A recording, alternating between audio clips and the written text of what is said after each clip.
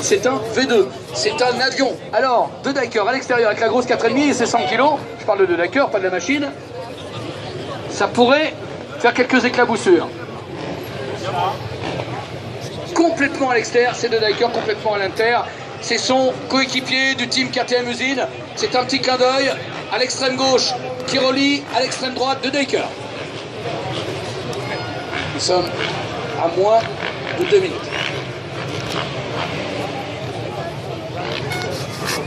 Nous sommes à moins d'une minute. Ouais. T'étonnes, tu le fasses le tour.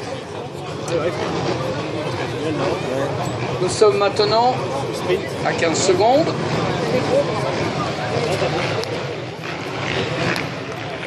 Et nous sommes maintenant à 10 secondes.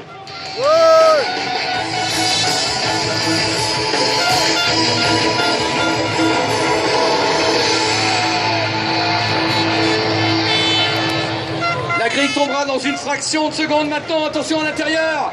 La sortie de deux salles de Kiroli ou pourquoi pas de Steven Frossard. Steven Frossard qui sort pas mal. Frossard qui sort très fort. Kiroli en tête. Kiroli en tête. Attention à l'accrochage. Frossard pris dans le peloton. Ça bouscule de l'extérieur. Chute de l'extérieur. Aïe. Ouais, c'est sans partage pour Antonio Kiroli, donc avec Nicole de Salle qui a fait l'extérieur, alors qu'il y a une chute sans gravité pour deux pilotes qui vont pouvoir. Nicole Sater et Pourcel à terre. Pourcel et Nicole Sater. Et deux KTM, Sébastien Pourcel à hauteur du All Shot Fox qui a chuté, Benoît. En tête Antonio Kiroli. Allez, à noter l'excellent départ de Carlos Matisse, le dossard numéro 91, donc, qui occupe la deuxième place. La troisième position actuellement pour Denis Ulrich, Clément Decelle, donc qui a rétrogradé à la 5e place. Jérémy Van Drommel, le dossard numéro 82, 5e.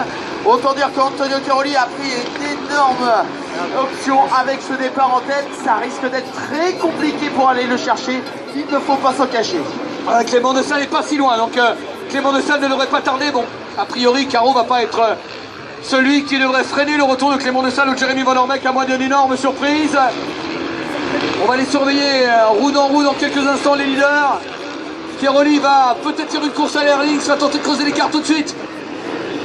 Antonio Kiroli, alors attention également à Steven Frossard, le français, premier français du coup, 7e actuellement pour Steven et qui est en train de faire notamment un immense sous-saut du côté de la table générale.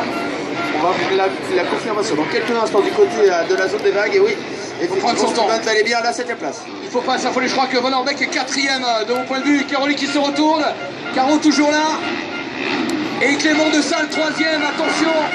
C'est 5e pour Jérémy Van Ormeck. Clément Decelle, on vous l'avait dit, le Belge. Il faudra compter avec lui, il ne va pas tarder à se porter à la hauteur de Mathis Caron. Et puis, à quelques mètres derrière, Jérémy Van Ormeck, son compatriote.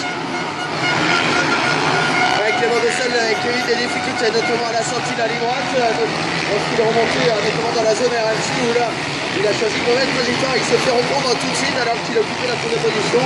Mais regardez 6e, il est en train de progresser effectivement par le haut du circuit. Antonio Kiroli qui a réussi le meilleur départ, qui a perdu un petit peu son avantage des premiers mètres.